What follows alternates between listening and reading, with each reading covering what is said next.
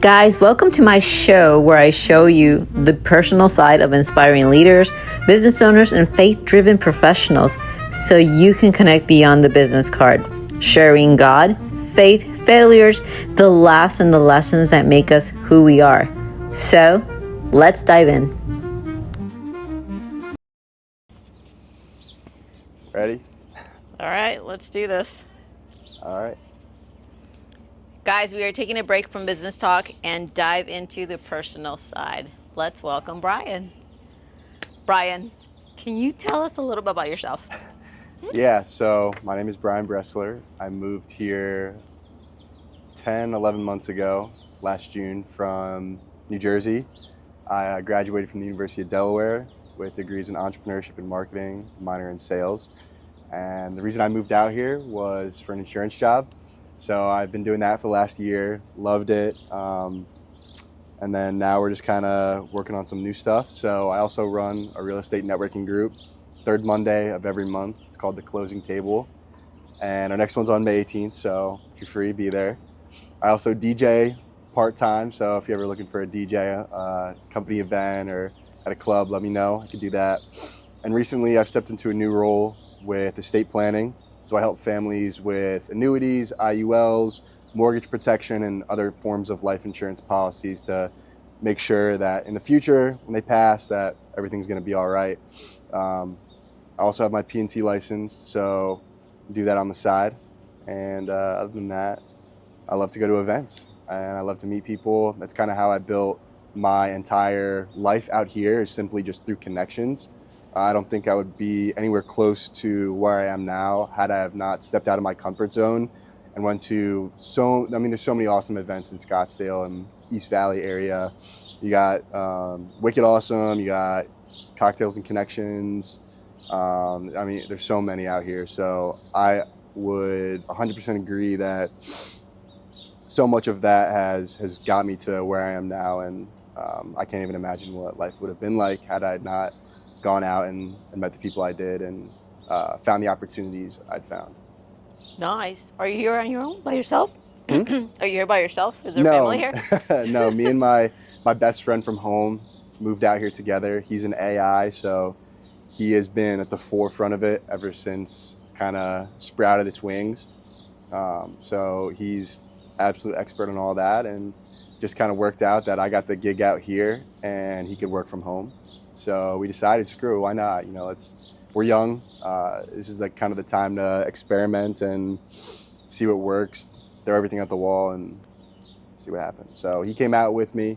It's been absolutely blast. We live right in Old Town now, so no fun at all. There's nothing to do ever. So boring. All right, Brian, you ready for the questions? Yeah.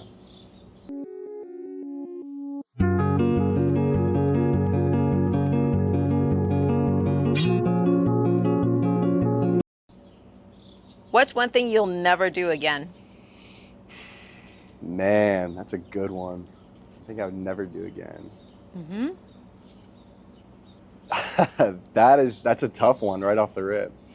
One thing I'll never do again. I feel like before I moved here, I was very, unself-aware of emotions and just kind of the way I carried myself. That side of the brain, just, I don't know how to explain this, what I'm trying to say, but I guess I used to doubt myself a lot. I got into these mental, cycles where I would tell myself I couldn't do something. I would believe it. Intrusive thoughts? Exactly, yeah. It's kind of, one thing I learned since I've been out here was a lot of your reality is shaped by your thoughts. Yep. So, it sounds ridiculous, yeah, sure, how is that even possible? But it's true, the more I would tell myself, I got this, I've been in sales for last year, so it's not easy.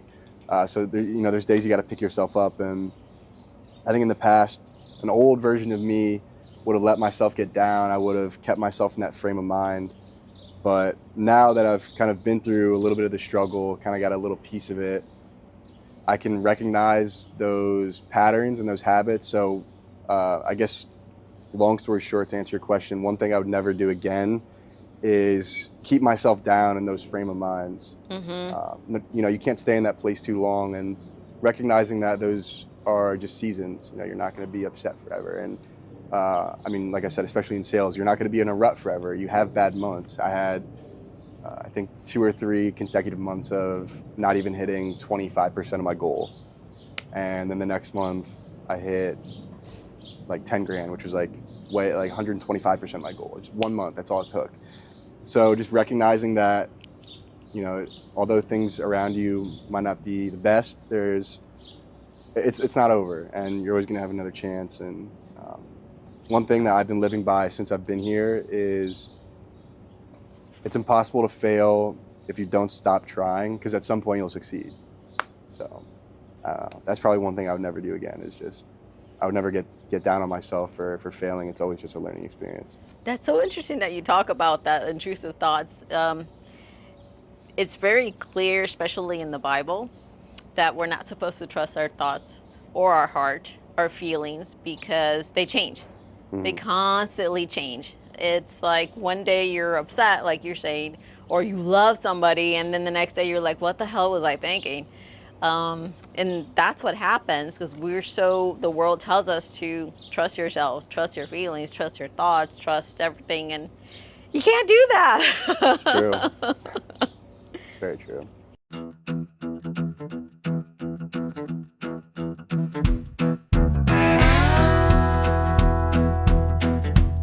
What's one story about you that you would make everyone in this room say, no way did that really happen? I'm sure there's maybe a few. I'm trying to decide what I could say online and what I can't. I'll give you guys a good one. Well, I guess a lot of where my, spirit comes from was from an accident I had back in high school, funnily enough. I feel like everyone kind of has a couple turning points in their life where they realize something dramatic had to shift, right? And for me, that was a very serious brain injury I had in high school. So I have a seizure disorder, and unfortunately one night I ended up falling down my basement stairs. And if my parents weren't there, I definitely would have been toast.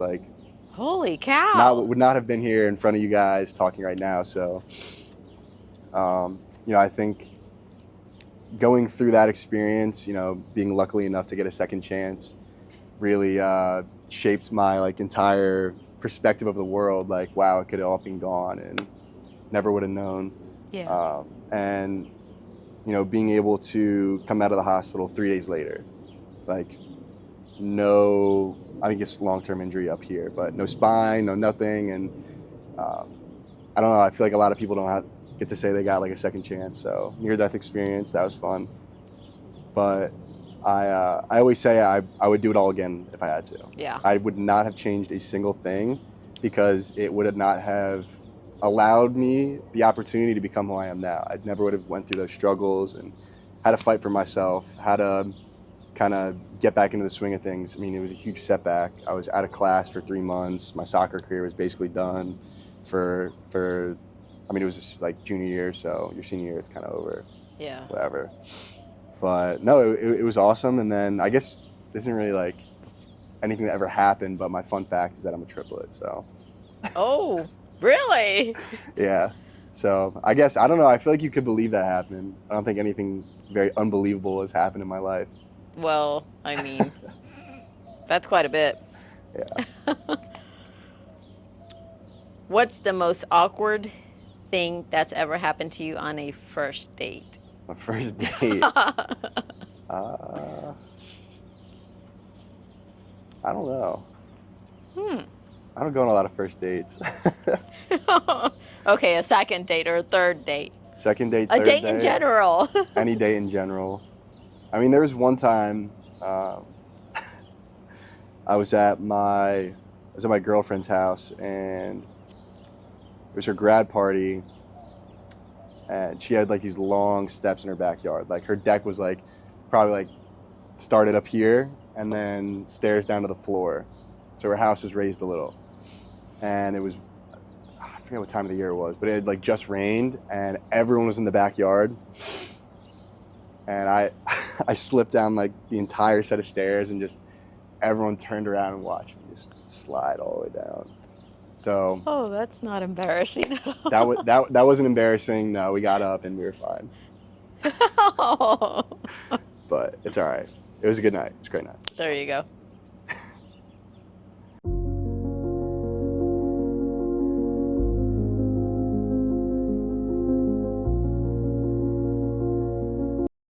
If you had to explain your faith in one sentence to a stranger, what would you say? I think someone summed it up really well for me. It's like if you can't have faith and fear. Yeah, it can only be one. Mm-hmm. It can only be one. Because if you're faithful, if you know that, whoever you serve, whoever you look up to, it's got your back. If you've read everything, you understand what it is, and what are you scared about? I know he's got me.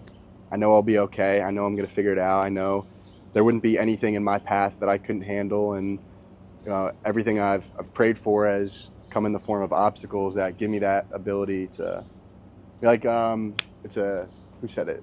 Someone warned me. They were like, you shouldn't pray for strength because you're gonna get a lot of issues. You're gonna get a lot to go through. So whenever I face those obstacles in my life, I know it's something I prayed for. It's like I needed this. I had to go through this to get to where I want to be. Yep. So once I heard someone say like, you can't have faith and fear, it's got to be one or the other, that was like, for me, it just kind of summed it all up. So ever since I heard that, I started going to church again. I got myself a Bible. I have Proverbs open on my desk. So I have to get better at reading it. I know I should, but it's there, so it makes it easier. But yeah, faith over fear every day. Faith is the opposite of fear, for sure. Yeah. Faith, which it's a good way to remember that faith comes from God and fear comes from the other one.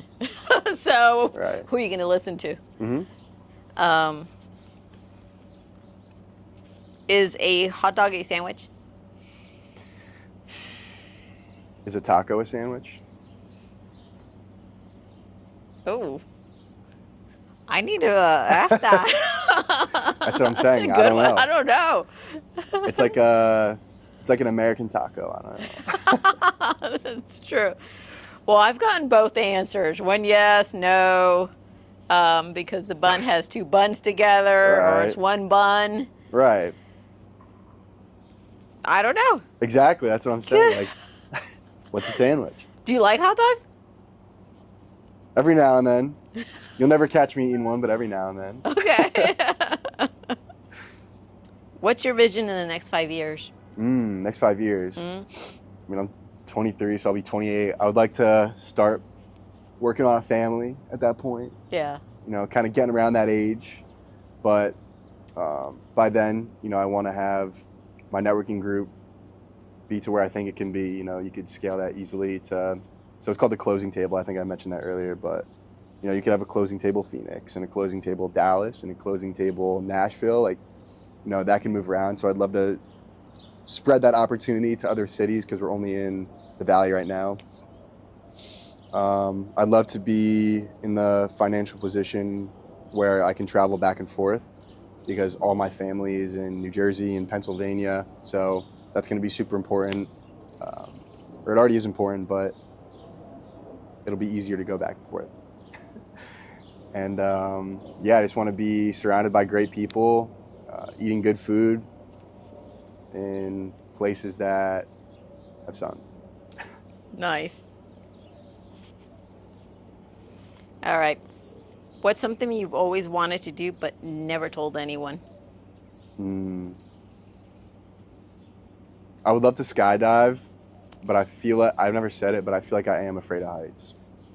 I feel like I am. You feel like you are? I feel like I'm afraid of heights. I always tell everyone, like, yeah, I'm not afraid of heights, But you are. I feel like I am. I would love to go skydiving, but I just don't know. I've been getting that a lot lately on my videos about skydiving. Really? And quite a few of them come from a military background, and they're scared of skydiving. Really? Yeah. That's tough. I feel like you gotta you gotta get used to it at some point, no? Yeah. Well, I guess it depends if you're jumping out of the planes or not. Yeah, that's true. I'll never do that. I'm afraid of heights too, but that ain't gonna happen. Dang it. So, what do you like to do? I love to work out. I've been on a spree of getting back in the gym early in the morning, eating clean again. So that's something I've been working on. I love to DJ. You'll catch me doing that every now and then. And what else do I like to do? I don't know. I feel like I work all day, every day. So, I mean, if I had the choice to not work, I would love to drive some nice cars, Okay. go very fast. Are you a beach guy or a mountain guy? Beach guy for sure. Yeah. For sure. Growing up on the Jersey Shore. Totally. I would love to, you know what, that's a good answer. I would go straight to the beach. I'd hop on a plane, go to the beach. There if you I go. could right now. That's where I'd go.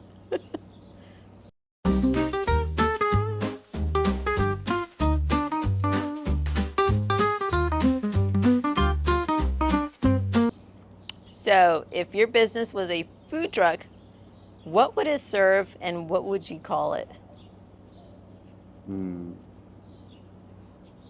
First of all, which business? The DJ. I mean, the DJing, I don't even know what you you would serve. I'm thinking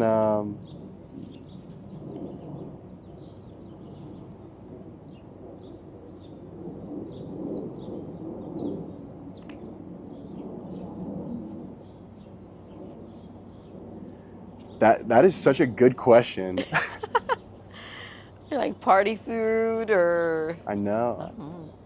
I mean, if the DJ gig was a job, it would be like cheese doodles or something. It'd be like at a party. But if we're talking like the networking group, I'm thinking like, you know, some fruit, something fresh. It's, you know, all the nutrients you got in there. Like those are all the people you need. And as far as the life insurance, I'm thinking more of like your carbs, you know, something to hold you down, a little bit more secure. You know, you need it.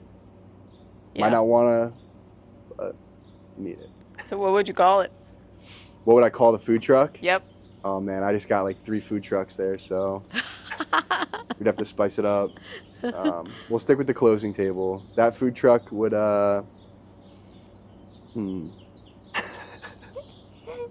These are like the craziest questions I've ever got.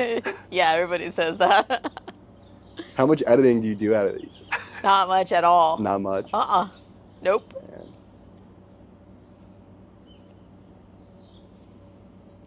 Man. Although that's not a bad idea, having a food truck at your events. Right? Yeah.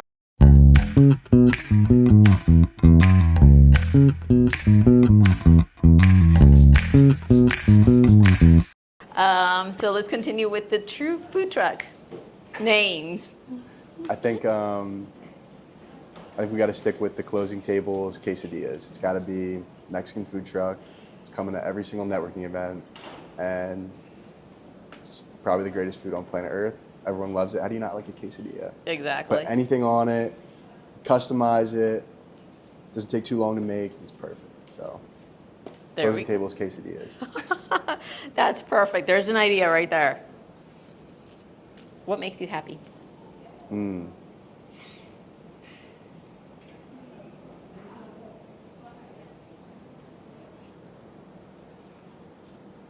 It's a purpose. I feel like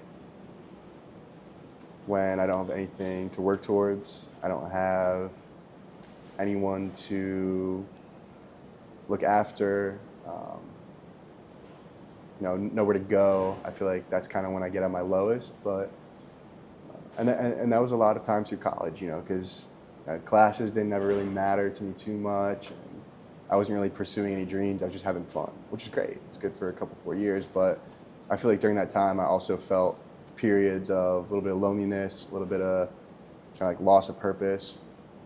But ever since I moved out here, I've always been working towards something, always trying something new, always meeting new people, and it's just been nothing but fantastic. So if I had to give you one answer, it'd be purpose. That's what makes me happy. Okay. If you could thank one person that passed away, what would you say to them? It'd probably be my Uncle Bob. He passed away when I was a freshman in college, I think. And he's the one who inspired me and gave me the funds to build a computer in 8th grade. And I think that was kind of my first entrepreneurial venture, first time realizing that I could pursue something on my own outside of school, outside of class, outside of extracurriculars that my parents made me go to. Made me realize that I could do things outside of that and actually accomplish them, and things that I loved. And without, the money he gave me, and his family had background in designing the IBM software. So without him, backing that project, I don't think I would have went on to shovel driveways and flip furniture and build an e-commerce store and go to school for entrepreneurship and all the way up to here. So I would wait. I think I would wait for that call until, give it like 15, 20 years in the future. Yeah. Then I'll take the time with him and just fill him in on everything that's happened because of that. So I would wait, but it would be him. Wow.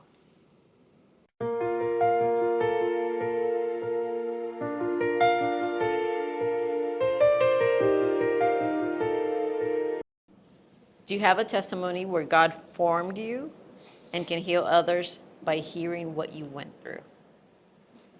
Yeah, I mean, I kind of talked about it earlier. Maybe we'll go back to that You question. can get a little more depth into it. Yeah, so definitely the injury when I was a junior in high school. So just more in depth to it, I have a seizure disorder. I had my first one in 5th grade. It was kind of out of the blue. I think it might have been an epigenetic thing. When my first grandmother passed away. I had it like a couple months after, and could have been from the stress. I don't really know, but ever since 5th grade, I would have them once a year, like clockwork, between Sunday and Monday nights, like always. It was very bizarre. So I went on medication, and before I went to college, we wanted to test if I could go off the medication because sometimes you outgrow it. And long story short, I did not outgrow it. I ended up having a breakthrough seizure, fell down the stairs, and if my parents weren't there, I probably would have died. But they were there. They sewed my head back shut, put a plate in my collarbone, dusted their hands, and sent me out to the hospital 3 days later. Right after that, my girlfriend at the time broke up with me. Like I said, I couldn't be in any of my classes, couldn't play sports. My friends would come over every now and then just to see me, but I had a concussion for 6 months, and that really messed me up for a while. So that was end of November. And then that March was COVID.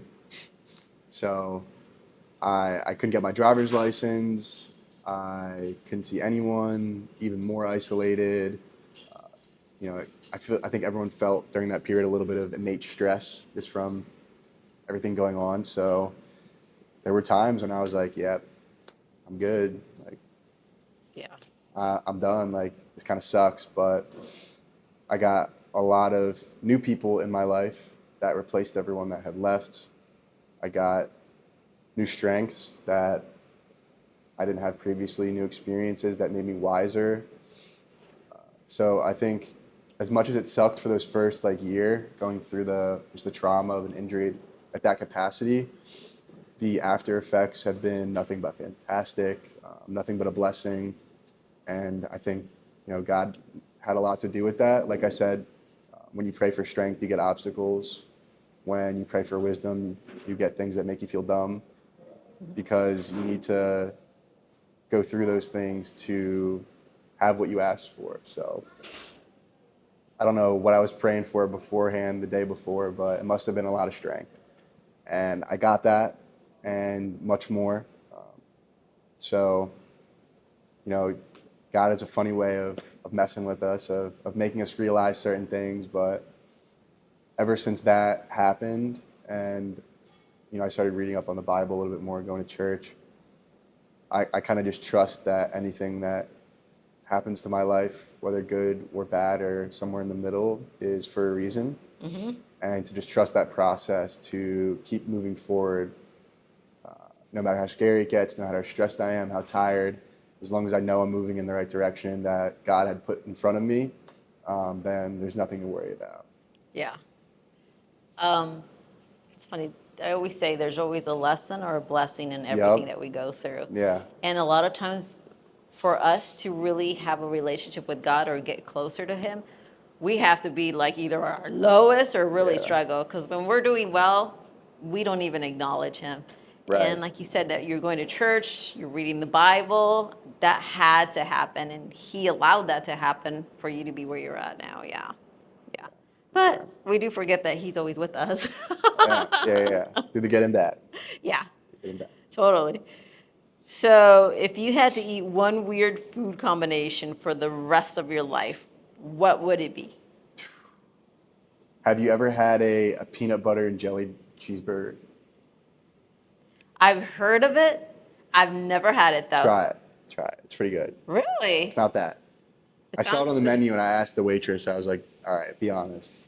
This has to be like really good or you guys wouldn't put it on here. Because whoever made this was probably stoned when they made it.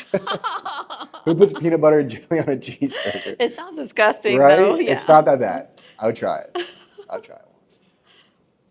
That's interesting. So would you eat that for the rest of your life? Oh, would I eat that for the rest of my life? Yeah. Oh, I don't know about that. Shoot. I forgot that was a contingency. You know what? Yeah, why not? I'd eat it. Now, what's your favorite food? My favorite food is sushi, for sure. Really? Love sushi. Mm-hmm. So, if you would go back in time to any period in history, where would you go? I don't know. I feel like I'd go back to when they were building those pyramids. I just want to see what happened. Ooh. So many controversies and conspiracy theories about how those things were built. I'm going back and finding it out, and then they'll probably kill me when I come back, but at least I'll know. That's a good one because it blows my mind. How in the heck did they build those? I mean, That's what I'm saying. No one can figure it out. No, they don't have the tools that we have now. How in the world to carry those big I don't know. boulders? Yeah. Could have been alien. We don't know. That would, yeah. It had to. How can you explain it? There's no way. I'm going to figure that out. I'll go back in time. I'll let you know. All right, Brian, thank you so much for spending the time here with me. Can you give me a 30-second commercial about your business and how people can connect with you? Yeah. If you are in the Valley, the Arizona area, we have our real estate networking group mixer, the closing table, on the third Monday of each month. Where do you have it? Kala Scottsdale, right in Old Town, 5:30 to 8:30 p.m. You can connect with me on Instagram at brian.bressler, or you can shoot me a message at 609-498-5387. That's the same number I call up my mom, so it doesn't get more personal than that.